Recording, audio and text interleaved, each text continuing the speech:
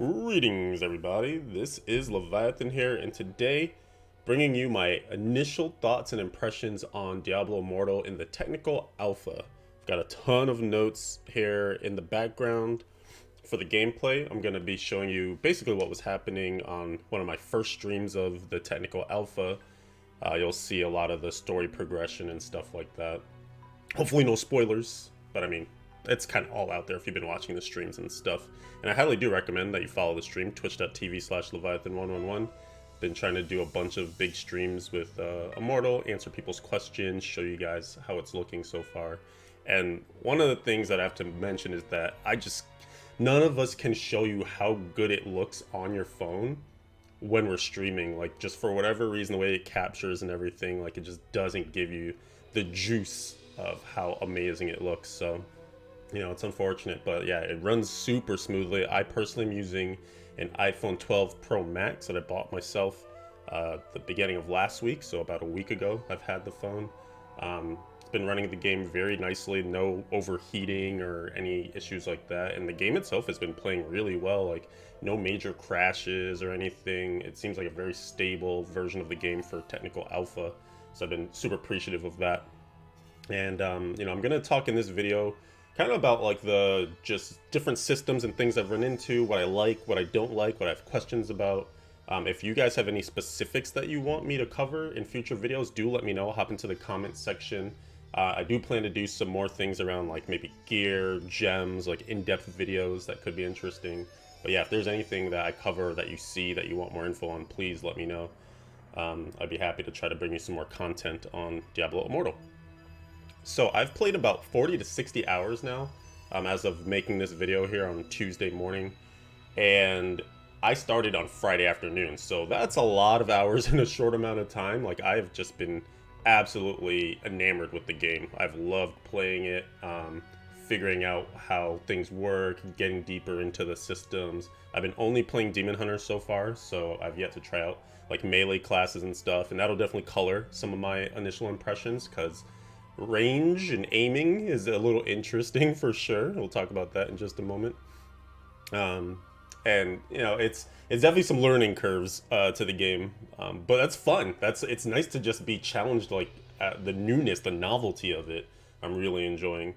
My plan is to now level a monk after seeing Pez's insane monk videos that he's been doing on Twitter and stuff. It looks like a really fun class once you get the good legendaries, so I'll definitely hop into that. And I'll talk a reason about why I've focused mainly on Demon Hunter throughout this video, so stay tuned for that in a little bit. Alright, so streaming Immortal, again, like I mentioned, it's been really interesting. The quality on the phone is super good. Doesn't quite translate to stream, but that's okay. The big thing, though, is the comfort. Trying to figure out how best to play the game. So when I'm streaming it, I'm here at my desk, and I either kind of have it like on my desk, resting, and tilted up at me, and I'm kind of still using my thumbs, or I actually like hold it up, you know, and I'm like playing up here. And I don't know, like both can get tiresome.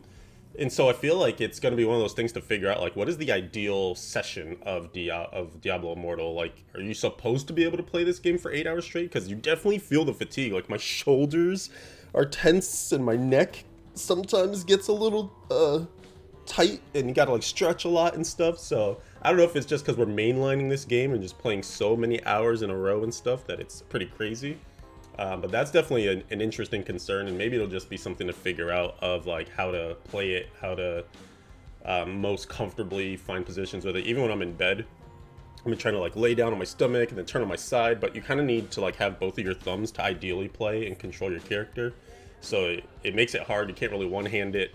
And you know, that's another thing that's gonna probably come up as a lot of people ask, like, well, what other options will it be to play? Emulators, controllers, things like that. And we haven't gotten any definitive answers from Blizzard just yet, but I think it's a big question in the community, especially for like accessibility concerns and stuff. Not everybody can or wants to hold a phone for a long amount of time, just based on, you know, issues with hands and things like that. So I think just the community itself is going to want options and how to figure out the best like positioning and phone holders and all sorts of stuff. As far as actually playing it though and talking about those controls, on the phone it feels really good. like it actually feels fine to hold the phone and use the left thumb for mobility and the right thumb to fire off the skills. The skills themselves, some of them have aiming like reticles and whatnot, if I'm saying that correctly. So you're kind of aiming a skill with your right thumb as you're moving around with your left, which actually makes for really awesome control of your character. So you can actually kite away while you're aiming damage in one direction, and you can do some really intriguing stuff if you get really good at utilizing the system. You can essentially dodge a lot while still putting DPS out, and it's particularly nice on the Demon Hunter. But like I mentioned previously, that also requires you to have aim or be good at aiming and whatnot. So you do have to get used to the mechanics of how to control the character and how to control the skills. And then as you do that, you can definitely get better and be rewarded for being better at controlling your character. So I love that. Um, I feel like sometimes there's auto aim in the game. So the game is always trying to assist you with like who you're facing and where you're trying to fire out an attack and get you to, you know, accurately fire. But sometimes as a player, it almost feels like you're fighting the auto aim. It's like, all right, it's looking at this one thing on my left, but I'm kind of trying to get to the enemy right to the right of it. And I can't always finagle the auto aim to make it so that I'm targeting exactly who I want. This comes into play hugely in the challenge rifts, which is kind of like our greater rifts in this game, where you're trying to target the boss, but he has ads, and you might waste a lot of DPS trying to get through the ads just to be able to target the boss again. So that's one of those things where maybe you get savvier at positioning and you can always be targeting the boss, but certainly right away early on it can be a little frustrating just trying to target properly and get your right enemy at the right time.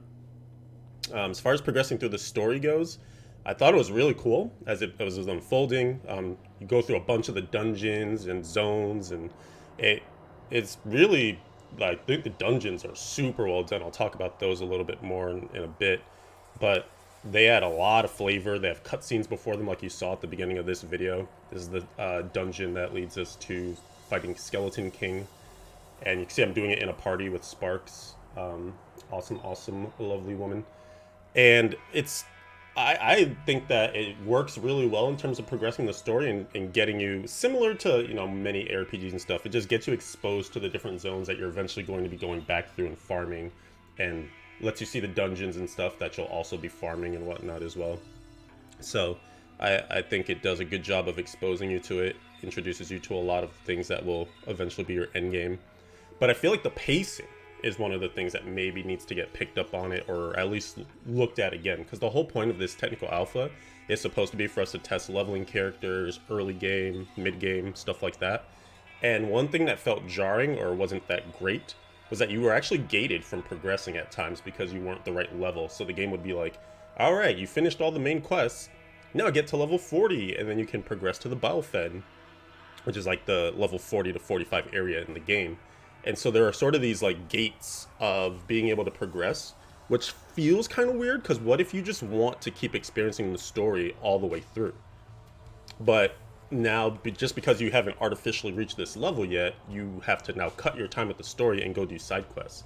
I suppose it comes down to what is the intent from the developer, right? Do they want you to do a little bit of main quests and then go do some side quests and then eventually catch up in level and then move forward?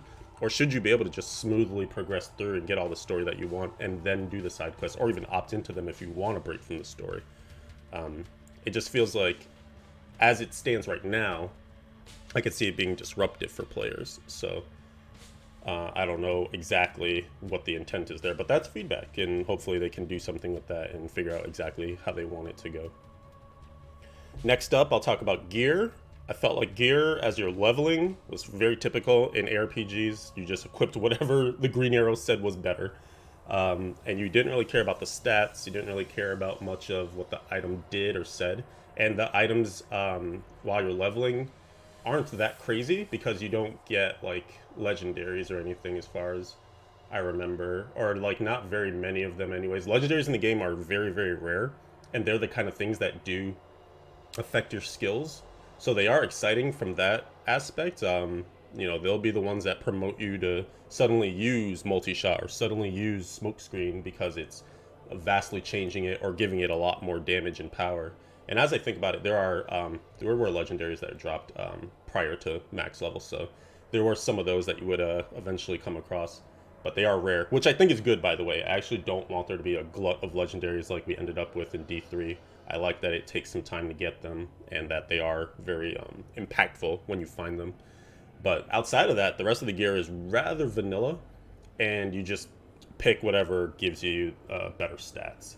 And it's kind of strange too because the stats don't seem to matter. Like there's no like resistance that you're really maxing or like trying to work towards a cap of, or like I don't know. I find the stats to just sort of be like you have some stats, right? It's like here's some willpower, here's some fortitude, here's some strength, and you know you want more of them, but there's no like decision making. It feels like, and this is getting a bit more to the end game side of things, but it feels like the only decisions start to come in once you're at max level, and you've got a bunch of legendaries. Now you're kind of choosing how am I going to put my build together based on the legendaries that I have that support the skills that I want to use, and the skills will be how I make my build. And that seemed to be when I could start to make some choices and look at exactly what was on my items. And I guess for the non-legendary side of them, the sort of secondary armors, then it was looking at, okay, what has sockets so I can put, my regular gems into them and things like that. But the legendaries are super important because they have the legendary sockets, and the legendary gems give you a lot of power and stuff too. So a little all over the place with this one, but I guess my main takeaway is that I'm not sure if players should care more about their gear while they're leveling, or if it's just the idea of like you're picking stuff up, you're upgrading stuff, which I like. Also the upgrade system, the rank system for gear.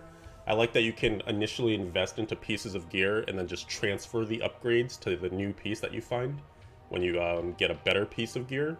So it doesn't harm the player or make them really have to scrutinize, like, do I want to upgrade these shoulders because I probably will find something better. Like you can just keep upgrading the gear and getting ranks on it, which gives you more stats, and then eventually those will transfer over to your endgame gear and whatnot. So I like that you keep progressing without like a penalty to it or anything like that. So I hope that gets kept, but I guess the other question is really just like, what do you do when you're leveling? Like, is it just put on the best gear and that's it? Should we not be looking at gear? Like, where's the line there? Because I don't want to spend too much time scrutinizing gear while leveling either, because I just want to get to endgame and max level. As far as partying goes, because like I mentioned, we are in a party in this dungeon and playing in the world, I think it's like really cool. It really has that MMO feel to like seeing other players out in the world, especially with the West March, the city, the hub. It's actually really sick to just be out and about, and then you run into like a friend, and you're like, "Hey," you like shoot a couple shots at him or whatever, like as a greeting. That's what I've been doing, like shooting some multi shots at people and stuff. And I love like just seeing players. I think that's a really cool aspect. Like that's definitely very pulling in that MMO element. It makes me wonder how crazy things will get once things get more populated, because I can imagine these cities getting like overrun with players and trying to get to crafters. And I mean, there's no collision or anything, so that's good at least. So you can kind of get to where you need to get to. Um, but yeah, it's interesting. It makes me wonder just how nutty it'll be, and maybe there'll be like server shards and things like that when it fully scales up. As far as partying, there are some nice tools in the game that help you put the parties together for dungeons, like based on your friends list or who you've recently partied with. It does make me wonder if we'll see, or if there will be a need for some of the more typical MMO elements, like a dungeon finder where you can just queue into a dungeon queue, for lack of a better term, and then be able to still go about doing whatever you're doing in the world, like, if you're trying to find your bounties or trying to get some monster essence or whatever. And then bang, Q pops, and now you get to go and do whatever dungeon, Countess dungeon, or Forgotten Tower, or Bale, or things like that. And I think that would be interesting because there are reasons to do dungeons. They kind of feel right now like the best thing to do at endgame, or one of anyways, in terms of just getting experience and gear and stuff like that. But in order to do them, if you want to do them in a group, then you basically have to just spam like the world chat and say, hey, looking for a group to do blank dungeon, and then also go to the dungeon and like wait for people to maybe be near there or to sign up to join you when you're spamming the chat channels. So maybe there's a more elegant way to solve that. And it may not even be an issue because right now it doesn't feel like partying matters. And personally, as a solo player, I'm okay with that. Like, I love the fact that I could do everything solo, and it seems not to be harmful compared to like if I were to be playing in a group or something, you know? Like I feel just as effective as a solo player as I do whenever I group up. There were cases where like being in a group, because I've tried it a little bit, made some dungeons go faster. Pardon me, but it never really felt like I needed to be in a group to get anything done. And maybe that's just something that will come as we get to like a testing period where we're testing more endgame. Maybe things get harder, dungeons get harder, and it requires having more players, or like even specific roles where there's like somebody tanking and things like that. But for the most part, it just feels like there's no benefit to partying. So I wonder if we even need to, or if it matters that much. Next, I'll talk about dungeons and difficulty. So it kind of dovetails into that. Like I mentioned before, dungeons are some of my favorite things in the game. They're super, super fun. The boss fights are so good. You can see right now we're fighting Skeleton King. And it's great. Like, there are all these different mechanics and things. Like, you've got to avoid a lot of telegraphed attacks. If you get hit by them, they usually do some significant damage. If you avoid them, you feel really rewarded as a player for having good movement and just avoiding stuff. And especially, like, there's difficulties in the game right now. Once you hit max level, there's normal, Hell 1, and Hell 2. Which I feel like it maybe should have just been normal, nightmare, and hell, but it's just a naming convention. And when you go to the different difficulties, it does scale up the dungeons more. And right now, there's no reason to kind of do Hell 2 in my opinion, because that's the highest difficulty. It definitely shows because enemies take a lot longer to kill, and they're more vicious. They can sometimes three-shot you if you're not careful. But the rewards are not commensurate at all. Like it just seems like we're now in a situation where you want to play basically on Hell 1 to scale all the enemies up to your max level of 45, and then just, speed kill everything. So it's one of those scenarios again that we're in where it's better to stay lower and go faster versus being in the higher difficulty and being rewarded for the harder fights and the longer fights. So I wonder if that's something to be addressed in the future. But again, maybe more for endgame discussion than early testing. So I guess that's kind of it on difficulty, and it's the same in the overworld as well too. Like the difficulty also affects when you're out doing your bounties or in different zones and stuff. And again, kind of similarly, it just doesn't feel like it's worth it to be in Hell 2 in for the most part. And so I mainly have just been playing in Hell 1 and just speeding through, killing stuff a lot faster. And you have to kite and position a lot, which is what slows things down in Hell 2. So anyway, let's do endgame. So again, this alpha is mainly focused around the endgame, or sorry, the alpha is mostly focused around early testing and like the leveling process and stuff. So some of this endgame stuff may just be out of scope or like not as important to them, but I feel like it's worth mentioning because that is the type of player that I am. I'm gonna get to endgame and want to like min-max it and engage with the Paragon system and all that stuff. And so for this version of the alpha and the testing, they made it so that we lowered the level cap to 45, and normally it's going to be 60, and then Paragon unlocks after that. One quick thing I'll say on Paragon is that it's weird how it kind of progresses at the moment, because it feels like you don't really get into choices with Paragon until you're many levels into it. For instance, I'm looking at the shoot, I wish I remembered the name of the tree now, but there's one tree that I'm working on, and it takes me 20 Paragon levels to max out one of the things that I'm interested in. And then after that, I can actually start to kind of make a bit more choices of where I go and which thing I spec into and whatnot. And I don't know, it just seems like maybe that should happen sooner. Maybe it wouldn't take me 20 points in the first thing before I can now branch into like choose this or this or this. It just seems like a big requirement before I can get into it. But again, it maybe it's just early days on this, and we haven't seen all the trees. There's only 4 trees in the game right now, and they're locked behind Paragon levels. Like one of them is at Paragon 50, and I'm only Paragon 23, and I've been playing a lot. And then one of them is locked at Paragon 101, so I don't even know if anyone will see that before Alpha is over. And there's more trees coming, so maybe there will be more iteration on them, but just some early thoughts on it. And then as far as like what to do at endgame, it kind of feels like there's a bit of a loss. Like so every day you definitely want to get in and do your bounties because those are reset daily and they're very rewarding. I like how it works, and you get your 12 and then you're done with them. And then after that, it's like, well, what's next? Because when you do Elder Rifts, which is kind of like the Nephilim Rifts of Diablo Immortal, if you want a comparison to Diablo 3, they just do not seem worth it without crests. And I understand, like, there's kind of this division between wanting to make crests really good, and they are something that can be purchased, so it's kind of like, part of the monetization model to get players to invest in the game. And you realize when you get crests, and legendary crests is how it's one way to like guarantee getting legendary gems out of Elder Rifts. You can get the embers that allow you to craft legendary gems and stuff. So it's a lot of the gems are legendary gems in specific are tied behind crests. And also just rare crests in general give you runes, and the runes are part of crafting legendary gems as well. And it just without those crests, like it almost feels like there's no reason to do an Elder Rift at all. Like, it's less experience than doing a dungeon or just being out running around in the world.